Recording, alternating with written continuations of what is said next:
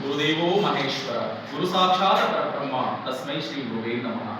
ಅಖಂಡ ಮಂಡಲಾಕಾರಂ ವ್ಯಾಪ್ತಂ ಮೇನ ಚರಾಚರಂ ತತ್ಪದಂ ದರ್ಶಿತಂ ಮೇನ ತಸ್ಮೈ ಶ್ರೀ ಗುರುವೇ ನಮಃ ಎಂಬ ಗುರುವಾಣಿಯನ್ನ ಸ್ಮರಿಸುತ್ತ ಜಿಲ್ಲಾ ಶರಣ ಸಾಹಿತ್ಯ ಪರಿಷತ್ ಯುವ ವೇದಿಕೆ ವಿಜಯಪುರ ಹಾಗೂ ಬಂಜಾರ ಶಿಕ್ಷಣ ಮಹಾವಿದ್ಯಾಲಯ ವಿಜಯಪುರ ಇವರ ಸಂಯುಕ್ತಾಶ್ರಯದಲ್ಲಿ ದತ್ತಿ ಉಪನ್ಯಾಸ ಕಾರ್ಯಕ್ರಮ ಇಂದು ಜರುಗುತ್ತಾ ಇದೆ. ಈ ಒಂದು ಕಾರ್ಯಕ್ರಮದ ಅಧ್ಯಕ್ಷತೆಯನ್ನು ವಹಿಸಿದಂತಹ ಜಯಶ್ರೀ ಪಾಟೀಲ್ ಮೇಡಮ್ ಅವರೇ ಹಾಗೂ ವೇದಿಕೆ ಮೇಲೆ ಆಸೀನರಾಗಿರುವಂತಹ ಜಮುನಾಥ್ ಕಂಚಾಣಿ ಸರ್ ಅವರೇ ಹಾಗೂ ಇಂದಿನ ದಾಸೋಹಿಗಳಾಗಿರುವಂತಹ ರವೀಂದ್ರ ಮೇಡೆಗಾರ್ ಸರ್ ಅವರೇ, ಪವಾರ್ ಸರ್ ಅವರೇ, ಕುಂಬಾರ್ ಸರ್ ಅವರೇ ಹಾಗೂ ಇನ್ನಿಬ್ಬರು ಶಿಕ್ಷಕರ ಆದಂತವರು ಹಾಗೂ ಇಲ್ಲೇನಪ್ಪ ಅಂತಂದ್ರೆ ಈ ಎಲ್ಲ ಪ್ರಶಿಕ್ಷಣಾರ್ಥಿಗಳಿಗೆ ಹಾಗೂ ಇಂದು ಈ ಕಾರ್ಯಕ್ರಮಕ್ಕೆ ನನ್ನನ್ನು ಆಯ್ಕೆ ಮಾಡಿ ಕರೆದಂತಹ ಸಹೋದರ ಸ್ವರೂಪಿಯಾಗಿರುವಂತಹ ಅಮರೇಶ್ ಸಾಲಕ್ಕಿ ಅವರಿಗೆ ತುಂಬ ಹೃದಯದ ಅಭಿನಂದನೆಗಳನ್ನು ಹೇಳ್ತಾ ನೇರವಾಗಿ ವಿಷಯಕ್ಕೆ ಬರೋಣ. ಯಾಕಂದ್ರೆ 2:30 ಗಂಟೆಗೆ ಸ್ಟಾರ್ಟ್ ಆಗಬೇಕಾದ ಪ್ರೋಗ್ರಾಮ್ 3:10 ಆಗಿದೆ. ನೇರವಾಗಿ ವಿಷಯಕ್ಕೆ ನಾವು ಬಂದಂತಹ ಸಂದರ್ಭದಲ್ಲಿ ಸರ್ವಜ್ಞನ ಅನುಭವ ಅನ್ನುವುದನ್ನು ನಾವು ನೋಡ್ತೀವಿ. ಈಗಾಗಲೇ ನಿಮಗೆ ಗೊತ್ತದ ನಮ್ಮ ಭವ್ಯ ಭಾರತ ದೇಶ ಅನ್ನುವುದನ್ನು ನಾವು ನೋಡಿದಾಗ ಶರಣ ಸಾಹಿತ್ಯದ ಪರಂಪರೆ, ದಾಸ ಸಾಹಿತ್ಯದ ಪರಂಪರೆ ಅನ್ನುವಂಥದ್ದು ಬಹಳಷ್ಟು ನಮಗೇನಪ್ಪಾ ಅಂದ್ರೆ ಒಂದು ರೀತಿ ಒಳಗೇನಪ್ಪಾ ಅಂದ್ರೆ ಈ ಭವ್ಯವಾದಂತಹ ಭಾರತ ಅನ್ನುವಂಥದ್ದು ಉಳಿಲಿಕ್ಕೆ ಬಹಳಷ್ಟು ಕಾರಣೀಕರ್ತವಾಗಿದೆ. ಯಾಕಂದ್ರೆ ಹಿಂದೆ ನಾವು ವೇದಗಳ ಕಾಲದಲ್ಲಿ ನೋಡಿದಾಗ ಸಂಸ್ಕೃತ ಭಾಷೆಯಲ್ಲಿ ಸಾಕಷ್ಟು ಮಹಾಭಾರತವೆಲ್ಲವೂ ಕೊಟ್ಟಿದ್ದಾರೆ.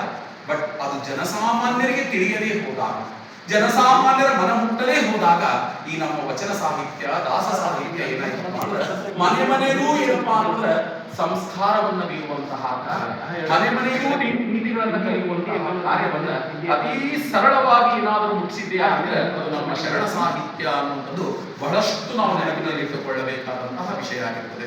ಹೌದಾ? ಇವತ್ತು ಸರ್ವಜ್ಞನ ಬಗ್ಗೆ ನಾವು ನೋಡಿದಾಗ ಸರ್ ಸರ್ವಜ್ಞ ಏನು, ಯಾರು ಅಂತ ನೋಡಿದಾಗ ಸ್ವಲ್ಪ ಸಂಕ್ಷಿಪ್ತವಾದ ಅವರ ಪರಿಚಯವನ್ನು ನೋಡಿಕೊಂಡು ನಾವು ವಿಷಯಕ್ಕೆ ಬರೋಣ. ಹೌದಾ? ಕೆಲವು ಇತಿಹಾಸಕಾರರ ಪ್ರಕಾರ ಕೆಲವರು 17ನೇ ಶತಮಾನದ ಆದಿ ಅಂತಾರೆ, ಇನ್ನು ಕೆಲವರು 16ನೇ ಶತಮಾನದ ಏನಪ್ಪಾ ಅಂತ್ಯ ಅಂತ ಹೇಳ್ತಾರೆ. 16 ಅಥವಾ 17ನೇ ಶತಮಾನದಲ್ಲಿ ಶ್ರೇಷ್ಠ ಏನಪ್ಪಾ ಅಂತಂದ್ರೆ ಒಬ್ಬ ವಚನಕಾರ ಅನ್ಕೋಬಹುದು, ತ್ರಿಪದಿಯ ಬ್ರಹ್ಮ ಅಂತ ಕರಿತೀವಿ. ಅವರು ಏನಪ್ಪಾ ಅಂತಂದ್ರೆ ಯಾರೋ ಸರ್ವಜ್ಞ ಅಂತ ಹೇಳಿ. ಸರ್ವಜ್ಞನ ತಂದೆ ಬಸವರಸ, ತಾಯಿ ಯಾರಪ್ಪ ಅಂತ ಹೇಳಿದ್ರೆ ಕುಂಬಾರ ಮಾಡಿ ಅಂತ ಹೇಳ್ತೀವಿ. ಸಾಕು ತಾಯಿ ಯಾರಪ್ಪ ಅಂತ ಹೇಳಿದಾಗ ಮಲ್ಲಮ್ಮ ಅಂತ ಹೇಳ್ತೀವಿ. ಹೌದಾ? ಇಲ್ಲಿ ಅವ್ರದೊಂದು ಸರ್ವಜ್ಞ ಇವನ ಏನಪ್ಪಾ ಅಂತಂದ್ರೆ ಅದು ಅಂಕಿತ ನಾಮ ಅಂತ ಅನ್ಕೋದು ಅಥವಾ ಅವನ ಕಾವ್ಯನಾಮ ಅಂತ ಅನ್ಕೋತೀವಿ. ಸರ್ವಜ್ಞನ ಮೂಲ ಹೆಸರು ಏನಾಗಿತ್ತಪ್ಪ ಅಂದ್ರೆ ಪುಷ್ಪದಂತ ಅಂತ ನೋಡ್ತೀವಿ. ಸರ್ ಸರ್ವಜ್ಞ ಅನ್ನುವಂಥದ್ದು ಯಾಕೆ ಬಂತು ಅಂತ ನೋಡಿದಾಗ ಎಲ್ಲ ಅವರ ಕ್ವಾಲಿಫಿಕೇಶನ್ ಅಂತಹದವರು ನಮಗೆ PhD ತಗೊಂಡವರು, ಆದರೆ ಸರ್ವ ಕ್ಷೇತ್ರಗಳಿಗೂ ಪುಣ್ಯ ಕ್ಷೇತ್ರಗಳಿಗೂ ಮಠಮಾನ್ಯಗಳಿಗೂ ಭೇಟಿಯನ್ನು ನೀಡಿ ಒಂದು ಅನುಭವವನ್ನೆಲ್ಲವನ್ನು ಪಡೆದುಕೊಂಡು ಏನಪ್ಪಾ ಅಂತಂದ್ರೆ ಎಲ್ಲರೂ ಸರ್ವಜ್ಞ, ಅದಕ್ಕೆ ಹೇಳ್ತಾರೆ ಆಡು ಮುಟ್ಟದ ತಪ್ಪಲಿಲ್ಲ, ಸರ್ವಜ್ಞ ಭಕ್ತರ ವಿಷಯಗಳಿಲ್ಲ ಅನ್ನುವಂತಹ ರೀತಿಯೊಳಗೆ ನೋಡ್ತೀವಿ ಅಂತ. ಹೌದಾ? ಸರ್ವಜ್ಞ ಸಕಲ ಜಾತಿ, ಮತ, ಧರ್ಮ, ಸಮಾಜ ತಿದ್ದುವಲ್ಲಿ, ನೈತಿಕತೆ, ಆಚಾರ, ವಿಚಾರ, ಸಂಸ್ಕೃತಿ, ದೇಶ, ಅಭಿಮಾನ ಸಕಲ ವಿಷಯಗಳಲ್ಲಿಯೂ ಸಹಿತ ಏನಪ್ಪಾ ಅಂತಂದ್ರೆ ತ್ರಿಪದಿಗಳನ್ನ ಕೊಟ್ಟವರು ಯಾರಪ್ಪ ಅಂತಂದ್ರೆ ಸರ್ವಜ್ಞ ಅಂತ ಹೇಳ್ತೀವಿ.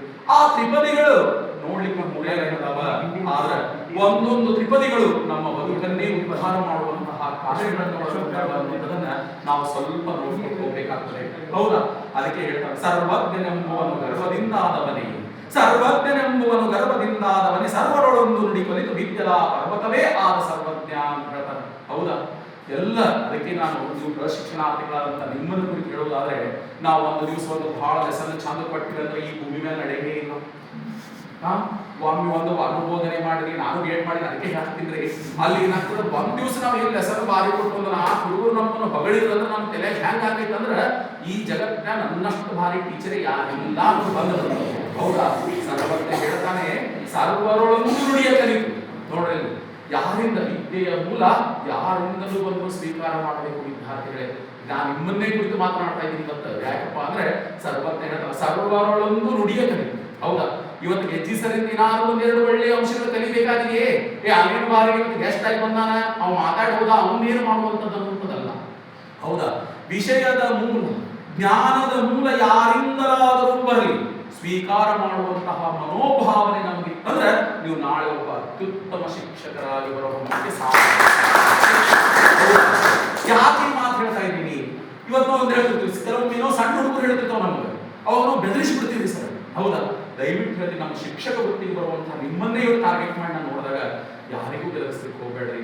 ಯಾವ ಮಕ್ಕಳಿಂದ ಯಾವ ವಿಷಯ ನಮ್ಗೇನ್ ಬರ್ತದೋ ಅನ್ನೋದು ನಮ್ಗೆ ಗೊತ್ತಾಗೋದಿಲ್ಲ ವಿದ್ಯಾರ್ಥಿಗಳೇ. ಅದಕ್ಕೆ ದಯವಿಟ್ಟು ಹೇಳ್ತಾ ಇದ್ದೀನಿ, ಜ್ಞಾನದ ಮೂಲ ಎಲ್ಲಿಂದಲಾದರೂ ಬರಲಿ, ಸ್ವೀಕಾರ ಮಾಡುವಂತಹ ಮನೋಭಾವನೆ ಅಷ್ಟೇ ನಮ್ಮದಾಗಿರಬೇಕು. ಎಲ್ಲರಿಂದಲೂ ಜ್ಞಾನವನ್ನ ಸ್ವೀಕರಿಸಿದ್ದಕ್ಕೆ ಏನಾದಮ್ಮ ಸರ್ವಜ್ಞನಾದ ಅಂತ ಹೇಳ್ತೀವಿ. ಹೌದಾ? ಸರ್ವಜ್ಞನೆಂಬುವನು ಗರ್ವದಿಂದ ಆದವನಿಗೆ. ಅವತ್ತೇನಾದ್ರೆ ಅವ ಗರ್ವದಿಂದ ಅಹಂಕಾರ ಪಟ್ಟಿದ್ದ ಅಂದ್ರೆ ಇವತ್ತು ನಾವು ದತ್ತಿ ಉಪನ್ಯಾಸವನ್ನು ಹೆಸರು ಮಾಡ್ಲಿಕ್ಕೆ ಸಾಧ್ಯ ಇರ್ತೇನು? ಇಲ್ವಲ್ಲ. ಅದಕ್ಕೆ ಯಾವಾಗಲೂ ಹೇಳ್ತೀನಿ, ಅಹಂಕಾರ ಅನ್ನುವಂಥದ್ದು ಮನುಷ್ಯನಿಗೆ ಒಳ್ಳೆಯದಲ್ಲವೇ ಅಲ್ಲ, ಅದು ಯಾವತ್ತೂ ಒಳ್ಳೆಯದನ್ನು ಮಾಡುವುದಿಲ್ಲ. ಇದು ನಾವು ಸ್ವಲ್ಪ ಎಲ್ಲರೂ ಕಲಿತ್ಕೊಂಡ್ಬಿಡ್ಬೇಕು. ಹೌದಾ? ಅದಕ್ಕೆ ಬಸವಣ್ಣನವ್ರು ಹೇಳಿದ್ರು, ಆಗಲೇ ಇಂಟ್ರಡಕ್ಷನ್ ಮಾಡುವಾಗ ಹೇಳಿದ್ರು, ಮಾಡಿದೆನೆಂಬುದು ಮನದಲ್ಲಿ ಹೊಳೆದರೆ ಏಡಿಸಿ ಕಾಡಿತು ಶಿವನ ಡಂಗುರ. ಮಾಡಿದೆನೆಂಬುದು ಮನದಲ್ಲಿ ಹೊಳೆದರೆ ಏಡಿಸಿ ಕಾಡಿತು ಶಿವನ ಡಂಗುರ. ಮಾಡಿದೆನೆನ್ನದಿರಾ ಲಿಂಗಕ್ಕೆ, ಮಾಡಿದೆನೆನ್ನದಿರಾ ಜಂಗಮಕ್ಕೆ. ಮಾಡಿದೆನೆಂಬುದು ನಿಮ್ಮ ಮನದಲ್ಲಿ ಇಲ್ಲದಿದ್ದರೆ ನೀವು ಬೇಡದತ್ತ ಕೊಡುವನು ಕೂಡಲ ಸಂಗಮ ದೇವ ಅಂತ ಎಂತಹ ಶರಣರ ಅದ್ಭುತವಾಣಿಯಲ್ಲ. ನಾ ಮಾಡಿ ನನ್ನಿಂದ ಏನಾಗ್ಯದ ನಿಮ್ಮಿಂದ ಈ ಜಗತ್ತಿನಾಗ ಸ್ವಲ್ಪ ಯೋಚನೆ ಮಾಡಬೇಕಲ್ವಾ ನಾವು. ಅದಕ್ಕೆ ಯಾವಾಗಲೂ ಹೇಳ್ತಾ ಇರ್ತೀನಿ, ನಾವು ಶಿಕ್ಷಕ ವೃತ್ತಿಗೆ ಬರೋರಿದ್ದೀವಿ, ಪ್ರಶಿಕ್ಷಣಾರ್ಥಿಗಳಿದ್ದೀವಿ. ಹೌದಾ? ದಯವಿಟ್ಟು ನಮ್ಮ ತೆರೆಯೊಳಗೆ ಏನಪ್ಪಾ ಅಂದ್ರೆ ನಾ ಅನ್ನುವಂಥದ್ದು ಹೋಗಲೇಬೇಕು ಸರ್. ನಾ ಅನ್ನುವಂಥದ್ದು ಹೋಯ್ತು ಅಂತಂದ್ರೆ ನೀವು ಏನು ಬೇಡ್ತೀರಿ ಅದೆಲ್ಲವೂ ನಿಮ್ಮದೇ ಆಗಿರ್ತದೆ ಅನ್ನುವಂಥದ್ದನ್ನ ಸರ್ವಜ್ಞನ ಹೇಳ್ತಾನೆ. ಅದಕ್ಕೆ ಹೇಳ್ತಾನ, ಸರ್ವರೊಳೊಂದು ನುಡಿಯ ಕಲಿತು ವಿದ್ಯದ ಪರ್ವತವೇ ಆದ ಸರ್ವಜ್ಞ ಅನ್ನುವಂತಹ ರೀತಿ ಒಳಗೆ ನಾವು ನೋಡ್ತೀವಿ. ಅದಕ್ಕೆ ದಯವಿಟ್ಟು ಏನಪ್ಪಾ ಅಂದ್ರೆ ಜ್ಞಾನದ ಮೂಲ ಯಾವುದಾದರೆ ಏನು, ಜ್ಞಾನ ಯಾರಿಂದ ಬಂದರಾದರೆ ಏನು, ಒಳ್ಳೆಯದಿತ್ತಂದ್ರೆ ಸ್ವೀಕಾರ ಮಾಡುವ ಮನೋಭಾವನೆಯನ್ನ ನಾವು ಬೆಳೆಸಿಕೊಳ್ಳಲೇಬೇಕು ಅನ್ನುವುದನ್ನು ನೋಡ್ತೀವಿ. ಹೌದಾ? ಸರ್ವಜ್ಞ ಎಷ್ಟು ಚೆನ್ನಾಗಿ ತ್ರಿಪದಿಗಳಲ್ಲಿ ಹೇಳ್ತಾನೆ ಅಂದ್ರೆ, ವಿದ್ಯೆ ಕಲಿಸದ ತಂದೆ ಬುದ್ಧಿ ಹೇಳದಾದರು, ವಿದ್ಯೆ ಕಲಿಸದ ತಂದೆ ಬುದ್ಧಿ ಹೇಳದಾದರು, ಬಿದ್ದಿರಲು ಬಂದು ನೋಡದ ತಾಯಿ ಶುದ್ಧ ವೈರಿಗಳು ಸರ್ವಜ್ಞ ಅನ್ನುವಂತಹ ಮಾತನ್ನು ಹೇಳ್ತಾನೆ. ಹೌದಾ? ಇವತ್ತು ನಾನು ಈ ವೇದಿಕೆಗೆ ಬಂದಾಗ ನಿಮ್ಮನ್ನು ತುರಿದಿರಲು ನಾನು ಬೈಬೇಕಾದ್ರೂ ಬೈಲೇಬೇಕು, ಹೇಳಬೇಕಾದ್ರೂ ಹೇಳಲೇಬೇಕು. ಯಾಕಂದ್ರೆ ಇವತ್ತು ನನ್ನನ್ನು ಉಪನ್ಯಾಸಕನಾಗಿ ಕರೆದಂತಹ ಸಂದರ್ಭದಲ್ಲಿ ನನ್ನ ಕರ್ತವ್ಯವನ್ನು ನಾನು ಮಾಡಲೇಬೇಕಾಗುತ್ತದೆ ಅಂತ ಹೇಳ್ತಾರೆ. ಹೌದಾ? ಅದಕ್ಕೆ ವಿದ್ಯೆ ಕಲಿಸದ ತಂದೆ ಬುದ್ಧಿ ಕಲಿಸದಾಗು ಅಂತ ಹೇಳ್ತಾರೆ. ಹೌದಾ? ಇಲ್ಲ ಇವೆಲ್ಲವೂ ಏನಪ್ಪಾ ಅಂದ್ರೆ ಸರ್ವಜ್ಞ ಒಂದೇ ಆಯಾಮದ ದೃಷ್ಟಿಕೋನವನ್ನು ಇಟ್ಟುಕೊಂಡು, ಅಥವಾ ಒಬ್ಬ ವ್ಯಕ್ತಿಯನ್ನೇ ಟಾರ್ಗೆಟ್ ಮಾಡಿ, ಒಂದು ಸಮಾಜವನ್ನೇ ಟಾರ್ಗೆಟ್ ಮಾಡಿ, ಅಥವಾ ಒಂದು ಧರ್ಮವನ್ನೇ ಟಾರ್ಗೆಟ್ ಮಾಡಿ ಹೇಳಿದಂಥವನಲ್ಲವೇ ಅಲ್ಲ. ಇಡೀ ಸಮಾಜವನ್ನು ತಿದ್ದುವಂತಹ ಕಾರ್ಯ, ಇಡೀ ಸಮಾಜವನ್ನು ತಿದ್ದುವಂತಹ ಕಾರ್ಯ ಯಾರಿಂದ ಆಗ್ಯದಪ್ಪ ಅಂತಂದ್ರೆ ಸರ್ವಜ್ಞರಿಂದ ಆಗ್ಯದ ಅನ್ನುವಂಥದ್ದನ್ನ ನಾವು ನೋಡ್ತೀವಿ ಅಂತ. ಹೌದಾ? ಸರ್ವಜ್ಞ ಒಂದ್ ಕಡೆ ಹೇಳ್ತಾನೆ, ಇವತ್ತು ನಾವೆಲ್ಲ ನೀವೆಲ್ಲ ಕೂತೀವಿ ಹೇಳ್ತೀವಿ, ನಾವು ಹೇಳ್ತೀವಿ ಎಲ್ಲರೂ ಅಂದಿನಿಂದ ಇಲ್ಲಿಯವರೆಗೆ ನಾವೆಲ್ಲರೂ ಒಪ್ಪಿಕೊಂಡಂತ ಏಕೈಕ ಸಿದ್ಧಾಂತ ಯಾವುದು ಹೇಳಿದ್ರು, ಕರ್ಮಣ್ಯೇವಾಧಿಕಾರಸ್ತೆ ಮಹಾಫಲೇ ಸದಾಚನ. ಯಾವ ರೀತಿಯ ಕರ್ಮಗಳನ್ನು ಮಾಡುತ್ತೇವೆಯೋ ಆ ರೀತಿಯ ಫಲವನ್ನು ಅನುಭವಿಸುತ್ತೇವೆ ಅಂತ ಎಲ್ಲಾ ಧರ್ಮಗಳೂ ಒಪ್ಪಿಕೊಂಡಂತಹ ಏಕೈಕ ಸಿದ್ಧಾಂತ ಅದು ಕರ್ಮ ಸಿದ್ಧಾಂತ ಅಂತ ಹೇಳ್ತೀವಿ. ಹೌದಾ? ಅದರ ಸರ್ವಜ್ಞ ಎಷ್ಟು ಚಂದ ಹೇಳುತ್ತೆ, ದೇಹವನ್ನು ದಂಡಿಸದೆ ಮಾಯವನ್ನು ಖಂಡಿಸದೆ, ದೇಹವನ್ನು ದಂಡಿಸದೆ ಮಾಯವನ್ನು ಖಂಡಿಸದೆ, ಉಂಡುಂಡು ಸ್ವರ್ಗಕ್ಕೆ ಹೋಗಲು ಸ್ವರ್ಗವನ್ನು ಬಂಟನಾಳುವನೇ ಸರ್ವಜ್ಞ ಅಂತ ಕೇಳ್ತಾನೆ. ಹೌದಾ? ಇವತ್ತು ವಿದ್ಯಾರ್ಥಿಗಳಂತಹ ನೀವುಗಳ ನಿಮ್ಮನ್ನೇ ತೆಗೆದುಕೊಂಡಾಗ ಅಸೈನ್ಮೆಂಟ್ ಬರೆಯಂಗಿಲ್ಲ, ಸರ್ ಹೇಳಿದ ಕೇಳಂಗಿಲ್ಲ, ಲೆಸನ್ ಪ್ಲಾನ್ 2 ಸತಿ ಬರೀ ಅಂದ್ರೆ ಅದ್ಯಾಕಾಗಿತ್ತು ಸರ್ಗೆ ಎಗರಿಯಾಡಿ ಬಿದ್ದುವುದೇನು ಮಾಡುವುದೇನು ಅಲ್ಲ, ನೀವು ಮಾಡಲಿಕ್ಕಿಲ್ಲ, ನಾ ಹೇಳ್ತಾ ಇದ್ದೀನಿ. ಹೌದಾ? ಇದನ್ನೆಲ್ಲ ನಾವು ಮಾಡ್ಲಾರ್ದೇನೆ ನಾವು ಅತ್ಯುತ್ತಮ ಶಿಕ್ಷಕರಾಗಿ ಹೊರಗೆ ಬರ್ತೀನಿ ಅಂದ್ರೆ ಏನಾದ್ರೆ ಸಾಧ್ಯತೆ ಅದೇನು ಇಲ್ಲ. ಅದಕ್ಕೆ ಹೇಳ್ತಾರೆ, ದೇಹವನ್ನು ದಂಡಿಸದೆ ಮಾಯವನ್ನು ಖಂಡಿಸದೆ. ಹೌದಾ? ದೇಹ ದಂಡನೆ ಆಗಲೇಬೇಕು, ಕೂಡಬೇಕು, ಮೈ ಮುರಿಬೇಕು. ನಮ್ಮ ಮನ್ಯಾಗವಾಗೆಲ್ಲ ಇದ್ದು B.Ed ಮಾಡಿದ್ರೆ ಮೈಯಾಗ ಗಡ್ಡ ಹಿಡಿಬೇಕು. ಹೌದಾ? ಹೌದಿಲ್ಲ? ಯಾಕೆ ನಿಮಗೆ ಹೇಳ್ತಾ ಇದ್ದೀವಿ ಅಂತಂದ್ರೆ, ಗಿಡವಾಗಿ ಬಗ್ಗದ್ದು ಮರವಾಗಿ ಬಗ್ಗಿದೆ. ಯೋಚನೆ ಬೇಕಲ್ಲ. ಇವತ್ತು ನಮಗೆ ನಾವು B.Ed ಮಾಡೋದು ಸರ್ ಒಂದ್ 2 ಲೆಸನ್ ಪ್ಲಾನ್ ಹಚ್ಚಿದ್ರಿ ಅಂದ್ರೆ ನಮಗೂ ಸಿಟ್ಟು ಬರ್ತಿತ್ತು ಒಳಗೆ. ನಿಮ್ಮಿ ನಿಮ್ದು ಆಳ್ಕೆ ಮಾಡಿ ನಾವು ಮಾಡತ್ತಿದ್ವಿ ಕರೆ. ಆದ್ರೆ ಅವಾಗ ಅನಿಸ್ತಿತ್ತು, ಆ ಜಾಗದಾಗ ನಾವು ನಿಂತು ನೋಡಿದಾಗ ಅನಿಸ್ತದೆ, ಯಪ್ಪ ಅವತ್ತು ನಮ್ಮ ಸರ್ ಹೇಳಿದಂಗೆ ಇನ್ನೊಂದೆರಡು ಸತಿ ನಾವು ಲೆಸನ್ ಪ್ಲಾನ್ ಬರೆದ್ರೆ ಇನ್ನೂ ಅತ್ಯುತ್ತಮವಾದಂತಹ ಒಂದು ಬೋಧನೆ ಮಾಡಬಲ್ಲದಿದ್ದೇನು ಅಂತ. ಅದಕ್ಕೆ ಯಾವಾಗಲೂ ಹೇಳ್ತಾ ಇದ್ದೀವಿ ಶಿಕ್ಷಣಾರ್ಥಿಗಳೇ, ದಯವಿಟ್ಟು ಇವತ್ತೇನಪ್ಪ ಸರ್ವಜ್ಞನ ಎಲ್ಲಾ ತತ್ವಗಳು ನೀವು ಅಳವಡಿಸಿಕೊಳ್ಳಬೇಕು. ಹೌದಾ? ಫಿಕ್ಸ್ ಇದು. ಹೌದಾ? ಇವತ್ತು ನಾ ಹೇಳಿರೋದೆಲ್ಲ ನೀವು ಅಳವಡಿಸಿಕೊಂಡಿದ್ದೀರಾ ಆದ್ರೆ ಬಹುಶಃ ನನಗನ್ಸುತ್ತೆ ಏನು B.Ed 10 ರ್ಯಾಂಕ್ ಅದಾವಲ್ಲ ಒಟ್ಟು ನಿಮ್ಮ ಕಾಲೇಜಲ್ಲಿ ಏನೋ.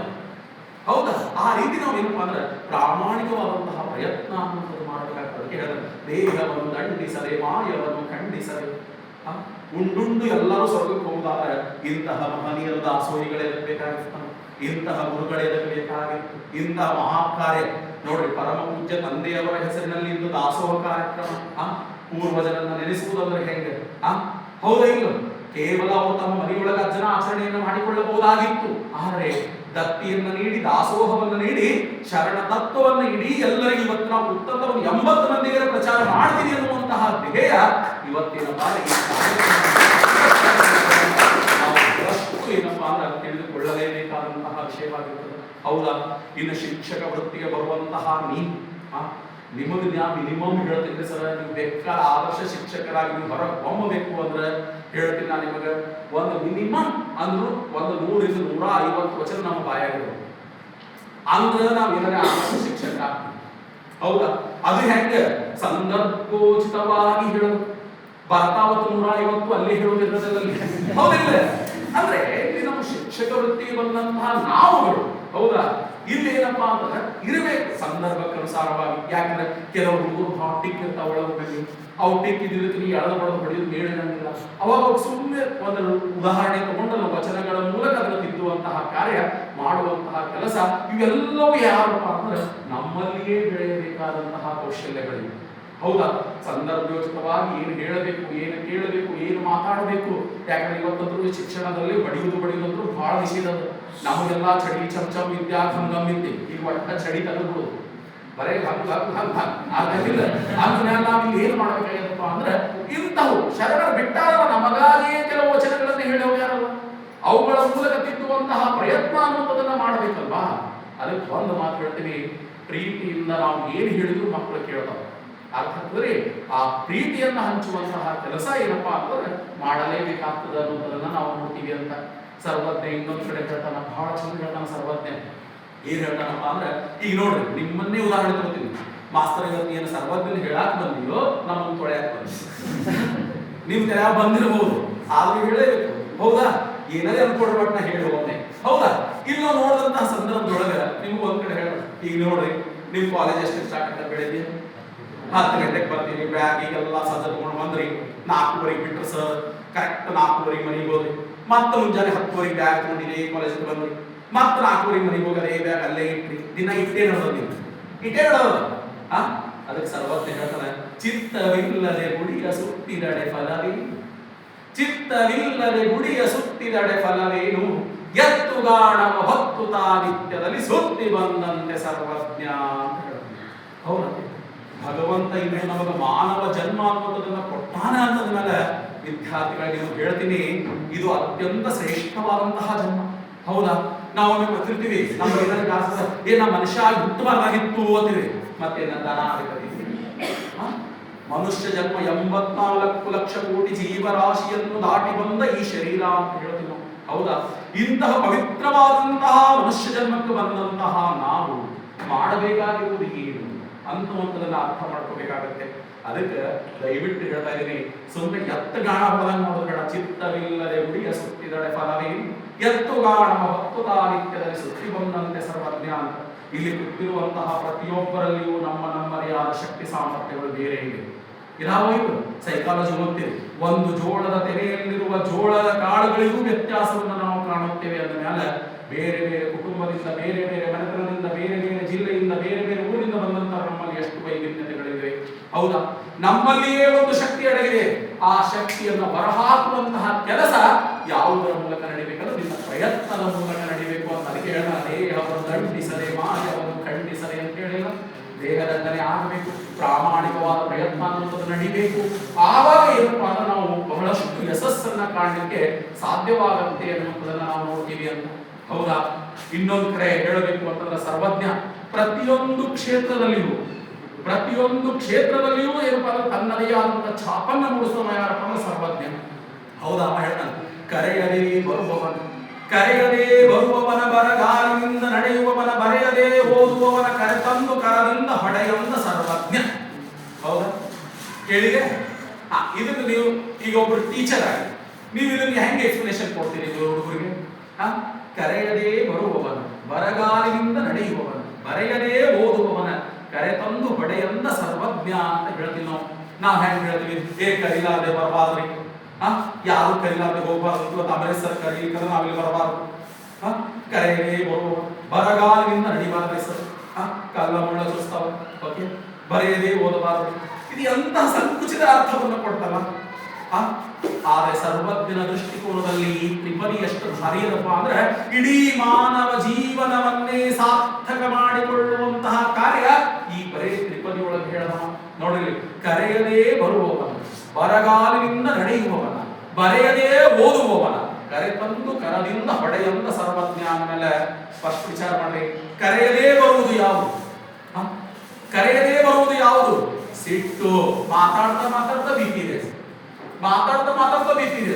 ಸರ್ ಇನ್ನೊಂದು 2 ಟೈಮ್ ಅಸೈನ್ಮೆಂಟ್ ಬರೆಯೋ ಅಂದ್ರೆ ಅದೇನು ಚಾಲಿಲ್ಲ. ಕರೆಯದೇ ಬರುವುದು ಯಾವುದಪ್ಪ ಅಂದ್ರೆ ಸಿಟ್ಟು. ಕರೆಯದೇ ಬರುವುದು ಯಾವುದು? ಸಿಟ್ಟು. ಹೌದಾ? ಬರಗಾಲಿನಿಂದ ನಡೆಯುವುದು ಯಾವುದು? ಮನಸ್ಸು. ಎಲ್ಲಿ ಬೇಕಲ್ಲಿ ಹರಿತದ ಮನಸ್ಸು. ಮನಸ್ಸಿನಲ್ಲಿ ಕಟ್ಕೊಂಡಾಗದ ನಮಗೆ ವಿಚಾರ ಮಾಡ್ತೀವಿ. ಸುಮ್ಮನೆ ಎಲ್ಲೋ ಹೊರಟಿರ್ತೀವಿ, ಏನೋ ಲೆಸನ್ ಮಾಡ್ಬೇಕಂದಿರ್ತೀವಿ, ಏನೋ ತಲೆ ಬರ್ತದೆ. ಮಾತು ಸುಮ್ಮನೆ ಹೇಳು, ನಾನು ಇನ್ನು ಮುಂದೆ ಅಂತ ಭಾರಿ ಆಗ್ತೀನಿ, ನಾನು ಇಂಥ ಭಾರಿ ಆಗ್ತೀನಿ, ಅದನ್ನು ಮಾಡಬೇಕಾಗಿತ್ತು, ನಾ ಇದನ್ನು ಮಾಡ್ಬೇಕು. ಸುಮ್ಮನೆ ಒಬ್ಬರ ಮನಸ್ಸಲ್ಲಿ ಒಂದು 10 ನಿಮಿಷ ಕಂಟ್ರೋಲ್ದಾಗ ಐತೆ. 10 ನಿಮಿಷ ಕಾನ್ಸಂಟ್ರೇಷನ್ ಮಾಡ್ಲಿಕ್ಕೆ ಸಾಧ್ಯತೆ ಇವತ್ತಿನ ಯುವಕರಲ್ಲಿ, ಯುವತಿಯರಲ್ಲಿ, ನಮ್ಮಲ್ಲಿ ಏಕಾಗ್ರತೆ ಅನ್ನುವಂಥದ್ದು ಎಲ್ಲಿ ಹೋಗುತ್ತೆ? ಸುಮ್ಮನೆ ತಲೆ 108 ಬರೋದು, 108 ತಲೆ ಹಾಕೊಂಡ್ಬಿಡೋದು. ಈಗ B.Ed ಮಾಡಕತ್ತಿ ಅಂತಲ್ಲ, ಕರೆಕ್ಟ್ ಇದನ್ನ ಮಾಡು, ಅದು ಬಿಡುದು. TET ಪಾಸ್ ಆಗ್ತದೋ ಇಲ್ಲೋ, ಮುಂದೆ ನನ್ನ ನೌಕರಿ ಬರ್ತದೋ ಇಲ್ಲೋ, ನಾ ಗೌರ್ಮೆಂಟ್ ಟೀಚರ್ ಆಗ್ತೀನೋ ಇಲ್ಲೋ, ಎಲ್ಲ ಆಳ ಕದ್ದಿ ಮಾಡಬಾರ್ದು. ಸರ್ವಜ್ಞ ಭಾಷೆ ಆಳ ಕದ್ದಿ ಒಟ್ಟ ಮಾಡಬಹುದು. ಹೌದಾ? ಜೀವನವನ್ನ ನಾವು ಬಹಳಷ್ಟು ಸುಖಮಯವಾಗಿ ಆನಂದಮಯವಾಗಿ ಕಳಿಬೇಕನಾಕ ಒಂದೇ ಒಂದು ಮಾತು ಹೇಳ್ತೀನಿ ನಾನು. ಹೌದಾ? ಏನಪ್ಪಾ ಅಂತ ಕೇಳಿದಾಗ ಒಂದು ಮಾತು ಏನಪ್ಪಾ ಅಂತಂದ್ರೆ ಭವಿಷ್ಯದ ಬಗ್ಗೆ ಯೋಚನೆ ಮಾಡಬೇಕು. ಹೌದಾ? ಭವಿಷ್ಯ ನಿಮಗೆ ತಿಳಿದಿತ್ತಂದ್ರೆ ನೀವು ಯಾರೇ B.Ed ಮಾಡ್ತಿದ್ರೇನು? ಇಲ್ಲ, ಸುಮ್ಮನೆ ಹೇಳ್ತೀನಿ. ಆಮೇಲೆ ಭೂತಕಾಲವನ್ನ ಯೋಚಿಸಬೇಡಿ, ಹಿಂದೆ ಆಗ್ಯದೇ. ಹಿಂದೆ ಹೋಗ್ರಿ ನೀವು. ಈ ಸದ ಡಿಗ್ರಿ ಇದ್ದಾಗ, SSLC ಇದ್ದಾಗ, PUC ಇದ್ದಾಗ ಹೋಗ್ರಿ. ಏನದ ಇನ್ನೊಂದು ಓದಿದ್ರೆ ಇನ್ನೊಂದು 4 ಮಾರ್ಕ್ಸ್ ಹೆಚ್ಚಿಗೆ ಬರ್ತಿದ್ವೋ, ಯೂನಿವರ್ಸಿಟಿ ರ್ಯಾಂಕ್ ಬರ್ತಿದ್ದೇನೋ, ನನಗೆ ಅದ ಆಗ್ತಿತ್ತೇನೋ, ನನಗೆ ಇದು ಆಗ್ತಿತ್ತೇನೋ, ನಾ ಹಂಗ ಮಾಡಬಾರ್ದಾಗಿತ್ತು, ನಾ ಹಿಂಗ ಮಾಡಬಾರ್ದಾಗಿತ್ತು, ಎಲ್ಲ ಮಾಡಿ ಬಂದಿಯಲ್ಲ. ಈಗ ಅದೇನೇನು ಬರ್ತದೇನೋ ಪಾಸ್ಟ್ ಬರ್ತೈತೇನ್ರಿ? ಸಾಧ್ಯವಿಲ್ಲ. ಅದಕ್ಕೆ ಹೇಳ್ತೀನಿ, ಬದುಕುವುದು ಒಂದು ಕಲೆ ವಿದ್ಯಾರ್ಥಿಗಳೇ. ಭೂತವನ್ನ ವಿಚಾರ ಅಷ್ಟ ಮಾಡಬೇಡ. ಹಿಂದೆ ಆಗಿ ಹೋಗಿದ್ದು ನಾವು ಏನೂ ಮಾಡಕ್ ಸಾಧ್ಯ ಆಗುದಿಲ್ರಿ. ಇದನ್ನೊಂದು ತೆರಾಗಿರ್ಬೋದು. ಮುಂದೆ ಭವಿಷ್ಯವನ್ನ ಯೋಚಿಸಬೇಡ್ರಿ, ಹಿಂದಿಂದ ನೆನೆಸಬೇಡ್ರಿ, ಮುಂದಿಂದ ಯೋಚಿಸಬೇಡ್ರಿ. ಮುಂದೆ ನೋಡ್ರಿ, ಭವಿಷ್ಯಕ್ಕೆ ಕೂತ್ರಿ ಅಂದ್ರೆ ಈ TET ಮಾನ್ಯ 1 ಲಕ್ಷ ಜನ ಪಾಸ್ ಆಗ್ಯಾರ, ಅದ್ರಾಗ ಒಂದು 10,000 ಪೋಸ್ಟ್ ಕರಿತಾನ. ನನ್ನ ಆಕೈತೆ ಇಲ್ಲ, ನಾನು ಏನ್ ಮಾಡ್ತೇವೆ, ಏನು ಸುದ್ದಿ, ನಾ ಟೀಚರ್ ಆಗಲಿಕ್ಕೆ ನನ್ನ ಗತಿ ಹೆಂಗ, ನನ್ನ ಫ್ಯಾಮಿಲಿ ಹೆಂಗ ನಡೀತದ, ಏನು ಸುದ್ದಿ, ಎದಕ್ಕೆ ಬೇಕು, ಎದಕ್ಕೆ ಬೇಕಂತ ಹೇಳಿ. ಮುಂದಿನ ಭವಿಷ್ಯ ನಮಗೆ ಏನಾದ್ರೆ ಗೊತ್ತಿತ್ತಂದ್ರೆ ನಾವು ಇವತ್ತು ಇಲ್ಲಿ B.Ed ಮಾಡಕ್ ಬರ್ತಿದ್ದೆ, ನಾವು ಉಪನ್ಯಾಸ ಮಾಡಕ್ ಬರ್ತಿದ್ದೆ. ಹೌದಾ? ಇಲ್ಲ, ಭವಿಷ್ಯದ ಬಗ್ಗೆ ಯೋಚಿಸಬೇಡಿ. ಸರ್ವಜ್ಞರೇ ಹೌದಾ? ಭವಿಷ್ಯದ ಬಗ್ಗೆ ಯೋಚನೆ ಬೇಡ, ಭೂತಕಾಲದ ಬಗ್ಗೆ ಚಿಂತೆ ಬೇಡ. ವರ್ತಮಾನವನ್ನು ಸದುಪಯೋಗ ಮಾಡಿಕೊಳ್ಳ್ರಿ, ಅದು ನಿಜವಾದಂತಹ ಬದುಕುವ ಕಲೆ ಅಂತ ನಮ್ಮ ಸರ್ವಜ್ಞ. ಹೌದಾ? ವರ್ತಮಾನ, ಪ್ರೆಸೆಂಟ್ ಟೆನ್ಸ್. ಈಗ ನೀವು ಬಂಜಾರ ಶಿಕ್ಷಣ ಮಹಾವಿದ್ಯಾಲಯದ ಪ್ರಶಿಕ್ಷಣಾರ್ಥಿಗಳು ವೇದಿಕೆಯ ಮೇಲೆ ನಿಮ್ಮ ಗುರುಗಳದಾರ, ನಿಮ್ಮ ಗುರುಗಳ ಅನುಭಾವಿಗಳದಾರ. ಅವ್ರು ಏನೇನು ಹೇಳ್ತಾರೋ ಅದನ್ನು ಸರಿಯಾಗಿ ಒಂದು ಕ್ರಮದಲ್ಲಿ ನೀವು ಮಾಡುತ್ತಾ ಹೋದರೆ ಯಶಸ್ಸು ನಿನ್ನದೇ ಆಗಿರುತ್ತದೆ. ಹೌದಾ? ಇಲ್ಲ, ಅದಕ್ಕೆ ಯಾವಾಗಲೂ always live in present tense ಅಂತ. ನಾವು ಆಲ್ವೇಸ್ ಪ್ರೆಸೆಂಟ್ ಟೆನ್ಸ್ ಆಗಿರ್ಬೇಕು. ವರ್ತಮಾನ, ಈ ಸದ್ಯಕ್ಕೆ ಏನಲ್ಲ ಇದನ್ನಷ್ಟೇ ಸದುಪಯೋಗ ಮಾಡ್ಕೊಂಡು ಕಲಿಬೇಕು. ಹೌದಾ? ಇಲ್ಲ, ಸಮಯ ಮತ್ತು ಸಮುದ್ರದ ಅಲೆಗಳು ಯಾರಿಗಾಗಿ ಕಾಯುವುದು? ಸುಮ್ಮನೆ ನೀವು ಯೋಚಿಸ್ಬೋದು ಗೊತ್ತಿ. ಇಲ್ಲೆಲ್ಲ ನಿಮ್ ಜೋಡಿ ವರ್ತಮಾನ ಸರಿಯಾಗಿ ಯಾವ ಬಳಸುತ್ತಲ್ಲ, ಅವ ಭವಿಷ್ಯದ ಬಗ್ಗೆ ಚಿಂತೆ ಮಾಡುವಂತ ಅವಶ್ಯಕತೆ ಇಲ್ಲ. ಕಾಲಾಯ ತಸ್ಮೈ ನಮಃ. ಹೌದಾ? ಕಾಲವೇ ಉತ್ತರವನ್ನು ಕೊಡುತ್ತದೆ. ಅದಕ್ಕಾಗಿ ಸರ್ವಜ್ಞ ಹೇಳ್ತಾನ. ಹೌದಾ? ಇಲ್ಲಿ ಸರ್ವಜ್ಞ ಹೇಳಿದಂತಹ ತ್ರಿಪದಿ ನಿಮಗೆ ಹೇಳಾಗ್ತಿದ್ದಾನ. ಕರೆಯದೇ ಬರುವವನ ಅಂದ್ರೆ ಸಿಟ್ಟು. BP ರೇಸ್ ಮಾಡ್ಕೋಬೇಡ. ಸಣ್ಣ ಸಣ್ಣ ವಿಷಯಕ್ಕೆ ಅದೇ ಹೇಳ್ತಾರಲ್ಲ, ಸಿಟ್ಟಿನಲ್ಲಿ ಕೊಯ್ದ ಮೂಗು ಮತ್ತೆ ಬಂದಿದ್ದೆ ಅಂತ ಹೇಳ್ತಾರೆ. ಒಂದು ಕ್ಷಣ ಸರಿತಂದ್ರೆ ಎಷ್ಟೋ ಮಹಾನ್ ಕಾರ್ಯಗಳಾಗ್ತಿರ್ತಾವ ನಮ್ಮ. ಇವತ್ತು ನೋಡ್ರಿ, ನಾವೆಲ್ಲ ಯೂಟ್ಯೂಬ್ ಅಲ್ಲಿ ತೆಗೆದು ನೋಡಿದ್ರೆ ಅಂದ್ರೆ ಬರೀ BP ಹೆಚ್ಚಾದ. ಹೌದಲ್ರಿ? ಸಿಟ್ಟಿಗೆದ್ದು ಒಂದು ಕ್ಷಣನೂ ತಮ್ಮ ಮನಸ್ಸನ್ನ ಹಿಡಿದದೊಳಗೆ ಇಟ್ಕೊಳ್ಳೋದಕ್ಕೆ ಅನಾಹುತಗಳು ನಡೀತಾವ. ಹೌದಾ? ನಿಮಗೆಲ್ಲ ಸಾಕಷ್ಟು ಗೊತ್ತದ. ಮೊನ್ನೆ ಒಬ್ಬ ಪ್ರತಿಷ್ಠಿತ ವೈದ್ಯರನ್ನು ನೋಡ್ತೀವಿ ನಾವು. ಕ್ಷಣ ಮಾತ್ರಕ್ಕಾಗಿ ಇವತ್ತು ಹೋಗಿ ಅಲ್ಲಿ ಸೆರೆಮನೆಯಲ್ಲಿ ಕೊಡ್ತಿರುವಂತ ವಿಷಯ ನೋಡಲ್ಲ. ಎಂತ ಪ್ರತಿಷ್ಠಿತ ವೈದ್ಯರು. ಯಾಕೆ ಒಂದು ಕ್ಷಣ ಕೋಪವನ್ನ ತಡ್ಕೊಂಡಿದ್ರೆ? ಸರ್ವಜ್ಞರೇ ಹೇಳ್ತಾರೆ, ಕರೆಯದೇ ಬರುವವನ ಅಂದ್ರೆ ಸಿಟ್ಟು. ಸಿಟ್ಟು, ಕರೆಯದೇ ಬರುವುದು ಸಿಟ್ಟು. ಬರಗಾಲಿನಿಂದ ನಡೆಯುವುದು ಮನಸ್ಸು. ಎಲ್ಲಿ ಬೇಕಾದ್ರೆ ಹರಿತದ ಮನಸ್ಸು. ಅದ್ರ ಎಲ್ಲಿ ಹೋಗ್ಲಕ್ಕ ಹಿಡಿಲಕ್ಕ ಬಿಡಬೇಡ. ಎನ್ನ ಚಿತ್ತವು ಅತ್ತಿಯ ಹಣ್ಣು ನೋಡಯ್ಯ, ವಿಚಾರಿಸಿದಡೇನು ಉರಳಿಲ್ಲವಯ್ಯ ಅಂತ ಶರಣರು. ಹತ್ತಿ ಬಡದ ನೋಡಿದ್ರೆ ಎಷ್ಟು ಇರ್ತವೆ, ಹೌದಿಲ್ಲ? ಹಾಗೆ 108 ಗೊಂದಲಗಳನ್ನು ಇಟ್ಟುಕೊಂಡು ನಾನು ಮನಸ್ಸಿನೊಳಗೆ ಇಟ್ಕೊಂಡು ಕೂತ್ರೆ ಏನಾದರೂ ನನ್ನ ಕೈಯಲ್ಲಿ ಸಾಧನೆ ಮಾಡಲಿಕ್ಕೆ ಸಾಧ್ಯ ಇದೆ ಇಲ್ವಲ್ಲ? ಅದಕ್ಕೆ ಹೇಳ್ತಾನವ, ಬರಗಾಲಿನಿಂದ ನಡೆಯುವುದು ಮನಸ್ಸು, ಅದನ್ನ ಆ ಕಡೆ ಈ ಕಡೆ ಹರಿಯಾಕಿ ಬಿಡಬೇಡ. ಹೌದಾ? ಬರೆಯಲೇ ಓದುವುದು ನಾಲಿಗೆ. ಯಾಕಡೆ ಬೇಗ ಕಡೆ ಮಾತಾಡ್ತದ. ದೊಡ್ಡವರನ್ನಂಗಿಲ್ಲ, ಸಣ್ಣವರನ್ನಂಗಿಲ್ಲ, ಚಿಕ್ಕವರನ್ನಂಗಿಲ್ಲ, ಹಿರಿಯರ ಪುಟ್ಟವರನ್ನಂಗಿಲ್ಲ, ಗುರುಗಳನ್ನಂಗಿಲ್ಲ, ತಾಯಿ ಅನ್ನಂಗಿಲ್ಲ, ತಂದೆ ಅನ್ನಂಗಿಲ್ಲ. ಮಾತಾಡ್ಬೋದು, ದೊಡ್ಡ ಶಾಣ್ಯಾಗ ಮಾತಾಡ್ಬೋದು. ಹೌದಾ? ಇವು ಮೂರೂ ನಿನ್ನ ಕಂಟ್ರೋಲ್ ತಕ್ಕ ಮಟ್ಟಾಗ ಕರದಿಂದ ಹೊಡೆದು ಕಂಟ್ರೋಲ್ದಾಗ ಇಟ್ಕೋ ಅಂತ ಹೇಳ ಸರ್ವಜ್ಞ. ಹೌದಾ? ಅದಕ್ಕೆ ಯಾವಾಗ ಹೇಳ್ತಾ ಇರ್ತೀನಿ. ಹೌದಾ? ಸರ್ವಜ್ಞ. ಹೌದಾ? ಎಷ್ಟು ಚಂದ ದಾನ ಕೊಟ್ಟವ್ರ ಬಗ್ಗೆ ಹೇಳ್ತಾನೆ. ಕೊಟ್ಟದ್ದು ತನಗೆ, ಬಚ್ಚಿಟ್ಟದ್ದು ಪದನಿಗೆ, ಕೊಟ್ಟದ್ದು ಕೆಟ್ಟಿದ್ದನ ಬೇಡ, ಮುಂದಕ್ಕೆ ಕಟ್ಟಿಯುವುದು ಬುದ್ಧಿ ಸರ್ವಜ್ಞ ಅಂತ. ಹೌದಾ? ಒಮ್ಮೆ ದಾನ ಕೊಟ್ಟೆನ, ಅದನ್ನ ಕೊಟ್ಟೆನ, ಇದನ್ನು ಮಾಡ್ದೇನ, ಹಂಗ ಮಾಡಿದೆ, ಹಿಂಗ ಮಾಡಿದೆ ಎಂದು ಯೋಚನೆ ಮಾಡ್ಬಾರ್ದು. ಒಂದ್ ಹೇಳಿ, ನನ್ನ ಪರಮ ಪೂಜೆ ಸಿದ್ದೇಶ್ವರ ಅಪ್ಪಾಜಿಯವರು ಮೇಲಿಂದ ಮೇಲೆ ಹೇಳಿದಂತ ಒಂದು ಮಾತನ್ನ ತಪ್ಪು ನನಗೆ ಅವರನ್ನು ಒಂದು ಮಾತು ಹೇಳಿದ್ರು. ಸುರೇಶ್ ಬಿಜಿಯವರೇ ಅಂತಂದ್ರು. ಯಾಕೆ ಅಪ್ಪಾಜಿ ಅಂತ ಕೇಳಿದಾಗ, ನಡೆದ ದಾರಿ ದುಡಿದ ಕೂಲಿ, ನಡೆದ ದಾರಿ ದುಡಿದ ಕೂಲಿ ಜಗತ್ತಿನೊಳಗೆ ಎಂದೂ ಸುಳ್ಳಾಗಿಲ್ಲ, ಸುಳ್ಳಾಗುವುದಿಲ್ಲ ಅನ್ನುವಂತ ಮಾತು. ಹೌದಾ? ನೀವು ಮಾಡುವಂತಹ ಪ್ರಾಮಾಣಿಕವಾದಂತಹ ಪ್ರಯತ್ನ, ನೀವು ಮಾಡಿದಂತಹ ಪ್ರಾಮಾಣಿಕವಾದ ಪರಿಶ್ರಮ ನಿಮ್ಮನ್ನು ಇಂದಿಲ್ಲ ನಾಳೆ ಕೈ ಹಿಡದೇ ಹಿಡಿತದೆ, ಮುಂದಕ್ಕೆ ತಂದೇ ತರ್ತದೆ. ಅದ್ರ ಬಗ್ಗೆ ನಿಮ್ಗೆ ನಂಬಿಕೆ ಇರಬೇಕೇ ಹೊರತು ಅನ್ಯತಃ ಏನಪ್ಪಾ ಅಂದ್ರೆ ಸಮಯವನ್ನು ಹಾಳು ಮಾಡುವುದಾಗಲಿ, ಅನ್ಯತಃ ಬೇರೊಬ್ಬರ ವಿಷಯಗಳಲ್ಲಿ ತಲೆ ಹಾಕುವುದಾಗಲಿ, ಇಂತಹ ಯಾವುದೇ ಕಾರ್ಯಗಳನ್ನು ಮಾಡಬಾರದು ಅಂತ ಸರ್ವಜ್ಞ ಬಹಳ ಹೆಜ್ಜೆಗೂ ಹೇಳ್ತಾನ. ಹೌದಾ? ಅನ್ನವನ್ನು ಇಕ್ಕುವುದು ನನ್ನಿಯನ್ನು ನುಡಿಯುವುದು. ನೋಡ್ರಿ, ಇದೆಲ್ಲ ನಾನೇ ಅಪ್ಲೈ ಮಾಡ್ಕೋಬೇಕ್ರಿ. ನಾವು ಉಪದೇಶ ಮಾಡೋದು ಅಲ್ಲಿ ಅಲ್ಲಿದು ಅಪ್ಲೈ ಮಾಡ್ಕೋಬೇಕಿಲ್ಲ. ಅನ್ನವನ್ನು ಇಕ್ಕುವುದು ನನ್ನಿಯನ್ನು ನುಡಿಯುವುದು, ತನ್ನಂತೆ ಪರರ ಬಗೆದೊಡೆ ಕೈಲಾಸ ಭಿನ್ನಾಣವಕ್ಕೂ ಸರ್ವಜ್ಞ ಅಂತ. ಹೌದು? ಹಸಿದವರಿಗೆ ಅನ್ನವನ್ನ ಹಾಕುವುದು ಶರಣ. ಹೌದಾ? ಹಸಿದವರಿಗೆ ಅನ್ನವನ್ನ ಹಾಕಿ, ಅನ್ನವನ್ನು ಇಕ್ಕುವುದು, ನನ್ನಿಯನ್ನು ನುಡಿಯುವುದು. ಎರಡು ನೀ ಮಾತಾಡಿ ಅಂದ್ರೆ ನಿನ್ನ ಸುತ್ತಮುತ್ತಲಿರುವಂತಹ ಜನ ಖುಷಿಯಾಗಿ ಸಂತೋಷ ಆಗಬೇಕು. ನಿನ್ನ ಜೊತೆ ಮಾತಾಡಿದ್ದಕ್ಕೆ ಅವರು 8 ದಿವಸ ಅಲರ್ಟ್ ಆಗಿರ್ಬೇಕು. ಎಷ್ಟು ಚಂದ ಮಾತಾಡಪ್ಪ, ಎಂತ ಪ್ರಶ್ನೆ ಬಂದಾಗ ಎಂತ ಒಳ್ಳೆ ಮಾತುಗಳನ್ನು ಹೇಳಪ್ಪ, ಇವತ್ತು ಅವನ ಮಾತಿನಿಂದ ಬದುಕಿ ಕಾಣಬೇಕು. ಹೌದಾ? ಅಂತಹ 2 ಹಿತನುಡಿಗಳು. ನೊಂದು ಬಂದವರು ಒಂದು ಮತ್ತಿಟ್ಟವ್ರು ಇನ್ನೂ ಒಂದು ಕ್ಷಣ ಒಂದು ತಾಸು ಬದುಕಬೇಕು ಅವ್ರಿಗೆ ಒಂದು ಸೆಕೆಂಡ್ನಾಗೆ ಸಾಯಿದೆ ಅಂತ ಹೇಳಿದ್ರೆ ಹೇಗಾಗ್ತದೆ? ಅದು ಮಾತಲ್ವಲ್ಲ, ಅಲ್ವಲ್ಲ. ಹಾಗೆ ಅನ್ನವನ್ನು ಇಕ್ಕುವುದು ನನ್ನಿಯನ್ನು ನುಡಿಯುವುದು, ತನ್ನಂತೆ ಪರರ ಬಗೆದೊಡೆ ಕೈಲಾಸ ಭಿನ್ನಾಣವಕ್ಕೂ ಸರ್ವಜ್ಞ ಅಂತ.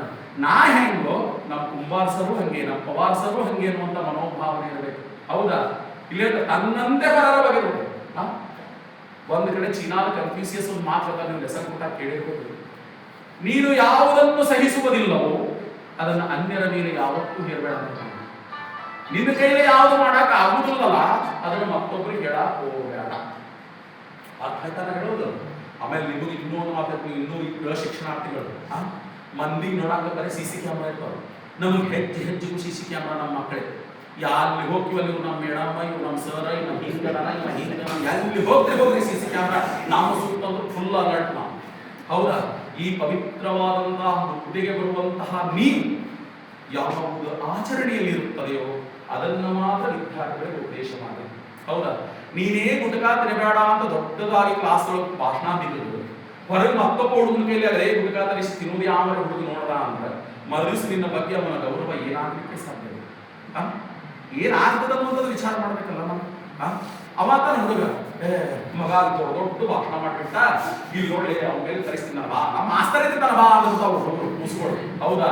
ಅದಕ್ಕೆ ಶಿಕ್ಷಕ ವೃತ್ತಿಗೆ ಬರುವಂತಹ ನಾವು ನಮ್ಮನ್ನು ನೋಡಿದಾಗ ಎದುರಿನ ನಮ್ಮ ಕೈಯೊಳಗೆ ಕರೆತಂತ ವಿದ್ಯಾರ್ಥಿಗಳ ತಲೆ ತಗ್ಗಿ ಗೌರವಿತವಾಗಿ ನಮಸ್ಕಾರ ಮಾಡುವಂತಹ ಮನೋಭಾವನೆಯನ್ನು ಬೆಳೆಸೋದಾದ್ರೆ ಈ ವೃತ್ತಿಗೆ ಬರ. ಅರ್ಥ ಆಯ್ತಾ? ಇಲ್ಲಂದ್ರೆ ಮತ್ತೆ ಸಾಕಷ್ಟು ವೃತ್ತಿಗಳಿರ್ತಾವ, ಅಲ್ಲಿ ಹೋಗ್ಲಿಕ್ಕೆ ಸಾಧ್ಯ ಆಗ್ತದೆ ಅಂತ ಹೇಳಿ. ಹೌದಾ? ಸರ್ವಜ್ಞ 1, 2 ಸಾವಿರಾರು ತ್ರಿಪದಿಗಳನ್ನು, ಕೆಲವು ಇತಿಹಾಸಕಾರರ ಪ್ರಕಾರ ನಾವು ನೋಡಿದ್ವಿ ಅಂತಂದ್ರೆ 7,000 ತ್ರಿಪದಿಗಳನ್ನು ಬರದ ಅಂತ ಹೇಳ್ತಾರೆ, ಕೆಲವರು 3,000 ಅಂತ ಹೇಳ್ತಾರೆ. ನಮಗೆ ಸಿಕ್ಕಿದ 1,000 ತ್ರಿಪದಿಗಳೇನಪ್ಪ ಅಂದ್ರೆ ಅವರು ಏನಪ್ಪಾ ಅಂದ್ರೆ ಸರ್ವಜ್ಞನು ಅನ್ನುವಂಥದ್ದು ನಾವು ನೋಡ್ತೀವಿ ಅಂತ. ಹೌದಾ? ಸಾಲವನ್ನು ಕೇಳುವಾಗ ಆಲ್ಬೋನು ಉಂಟಂತೆ. ನೋಡ್ರಿ, ಸಾಲ ಮಂದಿ ಕೈಲಿ ಸಾಲ ಮಾಡ್ಬೇಕಾದ್ರೆ ಇಸ್ಕೋಬೇಕಾದ್ರೆ ಅಗ್ರಿ ಏನ ಅಷ್ಟು ಚಂದ. ಸಾಲಿಗನು ಬಂದು ಸಾಲವನ್ನು ಕೇಳುವಾಗ ಕಿಬ್ಬದಿಯ ಕೀಲು ಮುರಿದಂತೆ ಸರ್ವಜ್ಞ. ಎಷ್ಟು ಅವ್ರದ್ದು ಮೈಂಡ್ ಹೆಂಗಿತ್ತು ಶರಣರದು ಅನ್ನುವಂಥದ್ದು ನನಗೆ ವಿಚಿತ್ರ ಆಗಿರ್ತದೆ ಸರ್. ಅವ್ರೇನು ದೊಡ್ಡ PhD ಲೆವೆಲ್ ಕಲಿತವರಲ್ಲ, ಆದರೆ ಅನುಭವ ಎಷ್ಟು ನೋಡಿತ್ತು. ಈಗ ನಾವು ನೋಡ್ತೀವಿ, ಕதை ಹೇಳ್ತೀನಿ, ಈಗ ನಾವು ಯಾರಿಗೆ ಒಂದು 10 ರೂಪಾಯಿ ಕೊಟ್ಟು ನೋಡ್ರಿ ನೀವು, ಕೊಟ್ಟ ಇಸ್ಕೊಂಡವ್ ಇರ್ಬದ್ರ ಕೊಟ್ಟವ್ ಪಾಡಂಗಿ ಇಟ್ಟೇ ಆಗಿಲ್ಲ ಮಣಿ ಬರ. ಹೌದಾ? ಅದಕ್ಕೆ ಅದರ ಸಾಲ ಮಾಡಾಕ ಬಹಳ ಚಂದ ಅನಿಸ್ತದೆ. ಆಗ ಬಂದು ಕೊಡುವಂತ ಬಂದಾಗ ಬದಿಯ ಕೀಲು ಬಿಡುವಂತೆ ಸರ್ವಜ್ಞ ಅಂತ ಎಷ್ಟು ನೋಡ್ರಿ, ಒಂದು ಸಣ್ಣ ಸಣ್ಣ ಸಣ್ಣ ಸಣ್ಣ ವಿಷಯದಿಂದ ಒಂದೊಂದೇ ತ್ರಿಪದಿಗಳನ್ನ ನಮ್ಮ ಮನೆಯೊಳಗೆ ನಾವು ಅಳವಡಿಸಿಕೊಂಡಿದ್ದೇ ಆದರೆ ಏನೆಲ್ಲ ಹೇಳ್ತಾನೆ ಸರ್ ಸರ್ವಜ್ಞ ಹೇಳ್ತಾನೆ ನೋಡ್ರಿ.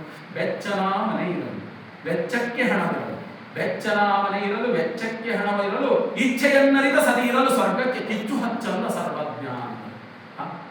ಇವತ್ತು ನೋಡಿ ಒಬ್ಬರ ಕುಟುಂಬದಾಗ ಸ್ವರ್ಗ ಅಂತದೈತೆ, ನರಕ. ಹೌದ? ನರಕಲ್ಲಿ ಏನೇನು ಕೇಳಬೇಡ. ಯಾಕ? ಅತಿಯಾದ ಆಸೆ. ಹೌದು, ಅತಿಯಾದ ಆಸೆ. ಹೌದಾ? ನೋಡ್ತೀವಿ ಎಷ್ಟೋ ಕುಟುಂಬಗಳನ್ನು ನೀವೆಲ್ಲ ಅದ್ರಾಗ ಈಗಂತೂ ನೀವು ಹೇಳ್ತೀರಿ, ಕೈ ಒಳಗೆ ಒಂದು ಮೊಬೈಲ್ ಅನ್ನುವಂಥ ಸಾಧನ ಬಂದು ಇಡೀ ಜಗತ್ತಲ್ಲಿ ನಮ್ಮ ಕೈ ಒಳಗೆ ಈ ಜಗತ್ತಿನ ನಮ್ಮಟ್ಟ ಬಾರಿ ಆದಂತ ಎಲ್ಲರೂ ಕೈಯಾಗ ಮೊಬೈಲ್ ಹಿಡಿದು ದಿನ ಅದೇ ನೋಡ್ತೀವಿ. ಅಂದರೆ ಶುದ್ಧ ನ್ಯೂಸ್ ಅದಾವ, ನ್ಯೂಸ್ ಹೊಡೆದ್ರೆ ಎಲ್ಲಿ ಹೋಯ್ತು ನಮ್ಮ ಸಂಸ್ಕಾರ, ಎಲ್ಲಿ ಹೋಯ್ತು ನಮ್ಮ ಶರಣ ಪರಂಪರೆ, ಎಲ್ಲಿ ಹೋಯ್ತು? ಅದಕ್ಕೆ ದಯವಿಟ್ಟು ಹೇಳ್ತಾ ಇದ್ದೀನಿ, ಇನ್ನೂ ಇವತ್ತಿಂತಹ ಶರಣ ಸಾಹಿತ್ಯ ಪರಿಷತ್ ವೇದಿಕೆಗಳು ಉಳಿದಾವಂತ ತಿಳ್ಕೊಂಡು ಇವತ್ತಿಂತಹ ವಿಚಾರಗಳನ್ನ ನಾವು ಸುಮ್ಮನೆ ನಮ್ಮ ವಿದ್ಯಾರ್ಥಿಗಳಿಗಾಗಲಿ ಎಲ್ಲೂ ಆಗಲಿ, ಹೌದಾ, ನಾವೊಂದು 10 ಹೇಳಲಾಗ ಒಂದರೆ ಅಳವಡಿಸಿಕೊಂಡ್ರೆ ಏನಪ್ಪಾ ತಿದ್ದಿದಾಗ ಆಗ್ತದ ಸಮಾಜ ಅನ್ನುವಂಥ ನಿಟ್ಟಿನೊಳಗೆ ಶರಣ ಬೇಡ. ಹೌದಾ? ಅದಕ್ಕೆ ಯಾವಾಗ ಹೇಳ್ತಾ ಇರ್ತೀನಿ, ಯಾವಾಗಲೇ ಇಲ್ಲಿ ಎಷ್ಟೋ ಜನ ಹೇಳಿದ್ರೆ ನಾಳೆ ನಿಮ್ಗೆ ನೋಡ್ರಿ ಸಂಸಾರವನ್ನು ಸಹಿತ ಅಂತ ಹೇಳ್ತಾ ಸಂಸಾರ ವೆಚ್ಚನ ಮನೆ ಇರಲು ವೆಚ್ಚಕ್ಕೆ ಹಣವಿರಲು, ಇಚ್ಛೆಯನ್ನರಿತ ಸತಿ ಇರಲು, ಸ್ವರ್ಗಕ್ಕೆ ಕಿಚ್ಚು ಹಚ್ಚಂದ ಸರ್ವಜ್ಞ. ಹೌದಾ? ಇವತ್ತಿನ ಮಹಿಳೆಯರಿಗೆ ದಯವಿಟ್ಟು ತಪ್ಪುಕೊಳ್ಳ, ನನಗೂ ಹೆಣ್ಮಕ್ಳು ಆಗ್ತದೆ ಅದೆಲ್ಲ ಇದ್ದಿದ್ರಾಗೆ ತೃಪ್ತಿ ಪಡುವಂತಹ ಒಂದು ಜೀವನವನ್ನು ಕಲಿಬೇಕು ನಾವು. ಅವಾಗ ಮನೆ ತಾನಾಗಲಿ ಸ್ವರ್ಗ ಆಗ್ತದೆ. ಏನಿದ್ರು ಮನೆಯಾಗ ಯಾವತ್ತು ಇಲ್ಲ ಹಬೆ ಹಬೆ ಹಬೆ ಮಾಡಿದ್ರಿ ಅಂತಂದ್ರೆ ಅವ ಏನ್ ಮಾಡ್ಲಿಕ್ಕೆ ಸಾಧ್ಯ ಇಲ್ಲ. ನಾವು ಯಾರೇ ಆಗಲಿ, ನಮ್ಮದೇ ಕುಟುಂಬ ಆಗಲಿ ನಿಮ್ಮದೇ ಕುಟುಂಬ ಆಗಲಿ, ಹೌದಾ ಇಲ್ಲ, ಸರ್ವಜ್ಞ ಎಷ್ಟು ಚಂದ ಹೇಳ್ತಾರಲ್ಲ, ಅವುಗಳನ್ನೆಲ್ಲವನ್ನು ನಾವೇನಪ್ಪ ಅಂದ್ರೆ ಅಳವಡಿಸಿಕೊಳ್ಬೇಕು ಸರ್. ಬರೀ ಕೇಳಿ ಬಿಡುವಂಥದ್ದು. ಶರಣರ ಬಾಯಿಯಿಂದ ಬಂದ ಪ್ರತಿಯೊಂದು ನುಡಿಗಳು ವಚನಗಳಾದ, ಶರಣರ ಬಾಯಿಯಿಂದ ಬಂದಂತಹ ಪ್ರತಿಯೊಂದು ಮಾತು ವಚನಗಳಾದ. ನಮ್ಮ ನಿಮ್ಮ ಬಾಯಿಯಿಂದ ಬಂದ ಮಾತುಗಳು ಜಗಳಕ್ಕೆ ಕಾರಣ. ಹೆಂಗದ ಮಾತು? ಹೌದಾ ಇಲ್ಲ? ಅದಕ್ಕೆ ಶರಣರು ಮಹಾತ್ಮರು ಎಷ್ಟರ ಮಟ್ಟಿಗೆ ನಮ್ಮನ್ನು ತಿಳಿಸಿದರು. ಒಂದು ಮನೆತನವನ್ನು ಹಿಡ್ಕೊಂಡು, ಒಂದು ಮನೆಯಾಗಿನ ಮಹಿಳೆಯನ್ನ ಗೃಹಿಣಿಯನ್ನ ಹಿಡ್ಕೊಂಡು ದೇಶ ಆಳುವವರೆಗೂ ಹೆಂಗಿರಬೇಕು ಅನ್ನುವಂತಹ ಪರಿಕಲ್ಪನೆಯನ್ನು ಯಾರಾದರೂ ಕಲ್ಪನೆ ಕೊಟ್ಟಿದ್ರೆ ಅದು ಯಾರಪ್ಪ? ಸರ್ವಜ್ಞ ಅನ್ನುವುದನ್ನ ನಾವು ಬೆಳೆಯಬೇಕಾಗುತ್ತೆ. ಹೌದಾ? ಅದಕ್ಕೆ ಹಿಂಗೆ ಹಲವಾರು ಸರ್ವಜ್ಞ, ಇವತ್ತು ಸರ್ವಜ್ಞನ ಅನುಭವ ಅನ್ನುವಂಥ ರೀತಿಯೊಳಗೆ ಅವ್ರ ಬಗ್ಗೆ ಕುರಿತು ಮಾತಾಡಲಾಗ್ತೀವಿ. ಶರಣ ಸಾಹಿತ್ಯ ವಚನ ಪರಂಪರೆಗೆ ನಾವು ಬಂದ್ರೆ ಎಷ್ಟೆಲ್ಲಾ ಮಹನೀಯರಲ್ಲ, ಒಂದೊಂದು ವಚನಗಳೇ ಸಾಕು ನಮ್ಮ ಜೀವನವನ್ನು ಉದ್ಧಾರ ಮಾಡಿಕೊಳ್ಳಲಿಕ್ಕೆ. ಹೌದಾ? ಲಾಸ್ಟ್ ಒಂದು ಮಾತು ಹೇಳಿ ಇಷ್ಟಪಡ್ತಾ ಇದ್ದೀನಿ ನಾನು, ಯಾಕಂದ್ರೆ ಸಮಯ ಇದೆ. ಇಲ್ಲ ನೋಡಿದಂತಹ ಸಂದರ್ಭಗಳಲ್ಲಿ ನೀವು ಹೇಳಬೇಕು ಅಂತಂದ್ರೆ, ಯಾವ ವಚನವನ್ನು ನೀವು ಪಾಲಿಸ್ತಿರೋ ಬಿಡ್ತಿರೋ ನನಗೆ ಗೊತ್ತಿಲ್ಲ, ಆದರೆ ಒಂದು ವಚನವನ್ನು ನೀವು ಪಾಲಿಸಿದ್ದೇ ಆದರೆ ಜಗತ್ತಿನಲ್ಲಿ ನಿಮಗೆ ಎಂದೂ ಬಡತನ ಬರುವುದಿಲ್ಲ, ಎಂದೂ ನಿಮಗೆ ಅನ್ನ ನೀರಿಗೆ ಕೊರತೆಯಾಗುವುದಿಲ್ಲ, ನಿಮಗೆ ಎಂದೂ ಕೆಟ್ಟದ್ದಾಗಲಿ ಸಾಧ್ಯನೇ ಇಲ್ಲ. ಇಂಥ ಒಂದೇ ಒಂದು ವಚನವನ್ನ ನಾನು ಪಾಲಿಸಿದ್ದೇನೆ. ನನ್ನ ಅಜ್ಜನವರು, ನನ್ನ ತಂದೆಯವರು ನನಗೆ ಹೇಳಿದ ಮಾತಿ. ನಮ್ಮಪ್ಪ, ಇವತ್ತು ನಮ್ಮ ಅಜ್ಜನವರು ನಾನು ನೆನೆಸ್ತೀನಿ. ಯಾಕೆ ನೆನೆಸ್ತೀನಿ ಅಂದ್ರೆ, ಇಂತಹ ಶರಣ ಸಾಹಿತ್ಯ ವೇದಿಕೆಗೆ ನನ್ನ ಅಮರೇಶ್ವರ ಅಂತವ್ರಿಗೆ ಎಷ್ಟಾಗಿ ಕರೀತಾರಪ್ಪ ಅಂದ ಮೇಲೆ ನನ್ನಲ್ಲಿ ಒಂದು ಸ್ವಲ್ಪ ಸಂಸ್ಕಾರ ನಮ್ಮ ತಂದೆ ತಾಯಿಗಳು, ನಮ್ಮ ಅಪ್ಪ ಅಜ್ಜ ಬಿಟ್ಟಿದ್ರು ಅನ್ನುವಂತ ಒಂದೇ ಒಂದು ಕಾರಣ. ಹೌದಾ? ನಮ್ಮಪ್ಪ ಹೇಳ್ತಿದ್ದ ನನಗೆ ಮಾತು, ನನ್ನ ಮಗ ಅಸಿಸ್ಟೆಂಟ್ ಕಮಿಷನರ್ ಆಗ್ಲಿ, ಪ್ರೊಫೆಸರ್ ಆಗ್ಲಿ, ಲೆಕ್ಚರ್ ಆಗ್ಲಿ, ಇನ್ಸ್ಟಿಟ್ಯೂಟ್ ಕಟ್ಟಲಿ ಅಂತ ಎಂದೂ ಕನಸು ಕಟ್ಟಿಲ್ಲಪ್ಪ. ನನ್ನ ಮಗ ನೀತಿಯುತನಾಗಿ, ನನ್ನ ಮಗ ಕ್ಯಾರೆಕ್ಟರ್ ಕರೆಕ್ಟ್ ಇಟ್ಕೊಂಡು ಚಪ್ಪಲಿ ಹೊಲ್ಕೊಂಡು ತಿಂದ್ರು ನನಗೆ ಸಮಾಧಾನದ ಹೊರತಾಗಿ ನೀತಿಗೆಟ್ಟ ಮಕ್ಕಳು ಇರಬಾರದು ಅನ್ನುವಂತಹ ಮಾತು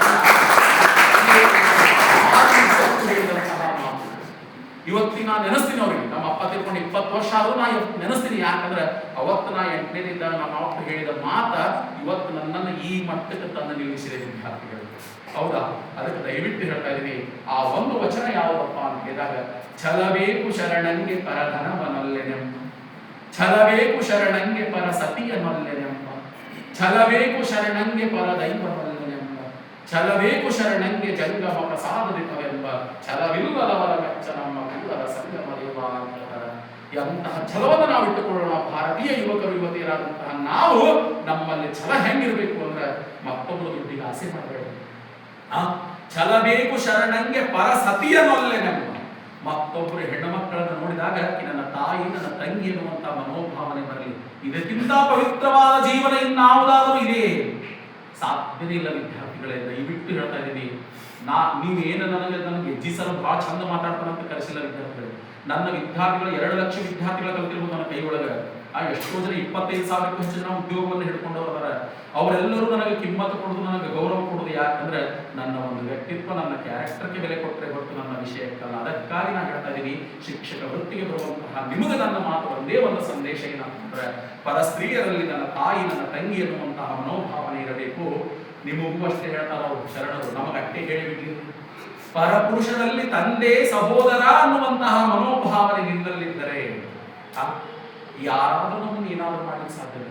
ಮನುಷ್ಯನ ಮನಸ್ಸಿನಲ್ಲಿ ಹೊಲಸು ಭಾವನೆಗಳು ಉಂಟಾದಾಗ ಮಾತ್ರ ಕೃತ್ಯ ರೂಪದಲ್ಲಿ ಬರ್ತದೆ. ಮನುಷ್ಯನ ಮನಸ್ಸಿನಲ್ಲಿ ಭಾವನೆಗಳೇ ಪವಿತ್ರವಾಗಿದ್ದಾಗ ಹೊಲಸು ಕಾರ್ಯ ಎಂದರೆ ನಡೀತದೆ.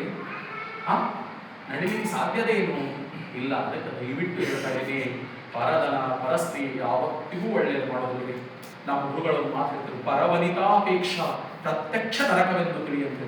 ಮತ್ತೊಬ್ಬರು ಹೆಣ್ಣು ಮಕ್ಕಳ ಬಗ್ಗೆ ನೀನು ಆಸೆ ಪಟ್ಟಿದ್ಯಾರ, ಮತ್ತೊಬ್ಬರು ಹೆಣ್ಣು ಮಕ್ಕಳು ನೀನು ಕೆಟ್ಟ ದೃಷ್ಟಿಯಿಂದ ನೋಡಿದ್ದಾರೆ, ನಿನ್ನ ಜೀವನವೇ ನರಕ. ನೀ ಎಂದೂ ಉದ್ಧಾರ ಆಗಲಿಕ್ಕೆ ಸಾಧ್ಯ ಇಲ್ಲ. ಕ್ಷಣದಲ್ಲಿ ಸುಖ ಅನಿಸಬಹುದು ಹೊರತು ಅನುಭವಿಸುವ ನೋವು ಮಾತ್ರ ಬಹಳ ಘೋರವಾದಂಥದ್ದು ಅನ್ನುವಂತಹ ಶರಣಾಲಿ ಶರಣರು ಬಸವಣ್ಣನವರು ಹೇಳ್ತಾರೆ. ಹರಿವ ಹಾವಿ ಗಂಜನಯ್ಯ ಉರಿವ ಕೆಂಡ ಕಂಜನಯ್ಯ, ಪರದನ ಪರ ಸ್ತ್ರೀಯರ ಕಂಡರೆ ಹೆದರುವೆ ನಾನಯ್ಯ ಅಂತ ಶರಣಾಲಿ ಶರಣರು ಹೇಳಬೇಕಾದ್ರೆ ಇನ್ನು ನಮ್ಮ ನಿಮ್ಮ ಮಾತು ಏನು ಅನ್ನುವುದನ್ನು ಅರ್ಥ ಮಾಡಿಕೊಂಡು ದಯವಿಟ್ಟು ಇವತ್ತಿನ ಈ ಸುಂದರವಾದಂತಹ ಕಾರ್ಯಕ್ರಮಕ್ಕೆ ನನಗೆ ಮಾತನಾಡಲಿಕ್ಕೆ ಅವಕಾಶ ಕೊಟ್ಟಂತಹ ಶರಣ ಸಾಹಿತ್ಯ ಪರಿಷತ್ ವೇದಿಕೆಗೂ ಹಾಗೂ ಇಲ್ಲಿಯವರೆಗೆ ಬಹಳ ಶಾಂತತೆಯಿಂದ ನನ್ನ ಮಾತುಗಳನ್ನ ಏನಪ್ಪಾ ಅಂದ್ರೆ ಅವಲೋಕ ಕೇಳಿದಂತಹ ತಮಗೆಲ್ಲರಿಗೂ ಹೌದಾ, ಆ ದೇವರು ಸದಾ ಒಳ್ಳೆಯದನ್ನೇ ಮಾಡಲಿ, ಒಳ್ಳೆಯದನ್ನೇ ಮಾಡುತ್ತಾನೆ. ದಯವಿಟ್ಟು ಹೇಳ್ತಾ ಇದ್ದೀನಿ ವಿದ್ಯಾರ್ಥಿಗಳೇ, ನಾವು ಒಳ್ಳೆಯವರಾಗಿದ್ದರೆ ಕಷ್ಟಗಳು ಬರುವುದು ಸಹಜ.